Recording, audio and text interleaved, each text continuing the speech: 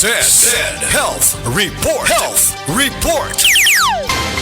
Nagpa-laboratory ko, akong sugar, 304. So, nga nakainom ko aning seed panyawan, coffee mix. Wala ko kagos kabulan.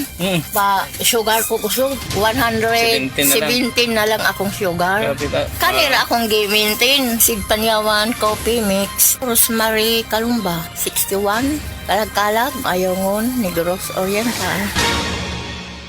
Sukad pa sa una, kabalo to nga daghan kayong nutrisyon ang makuha sa herbal nga dahon. Karon, ana na kini sa Sugatrol. Sa Sugatrol, dili mi mag-claim nga makaayo sa mga sakit. Mas maayo nga kamo mismo ang makasulay ug makahatag og testimonya sa epekto niini. Gihimo ang Sugatrol gikan sa natural nga herbal nga dahon sa ampalaya, banaba, kamote ug duhat nga giporma sa tableta para sa yon ra pag-inom. Suwayin ninyo, obserbahi ang epekto ug inom kaduha matag adlaw sa Sugatrol. Mahalagang paalala, ang Sugatrol ay hindi gamot at hindi dapat gamitin panggamot sa anumang uri ng sakit. Said Health Testimonies. Health Testimonies. Ma'am Jean Fuentes adunay hyperthyroidism. Naman ko ko'y hyperthyroidism. Paspas akong heartbeat ba? Nga karang murag perminti, kumadunlan, nilikaon. Magpa-check up na ko, mao na dahil ito na ako'y hyperthyroidism. Pag-try na ko take atong seed panyawan capsule. Karon, dili na kay ko magpalpitate. Ay effect yun. Jean Fuentes, Cebu City. Ang Said Panyawan Plus makatabang sa pagnormal sa atong thyroid glands ug mutabang pa kini sa pagprotektar sa atong kalawasan.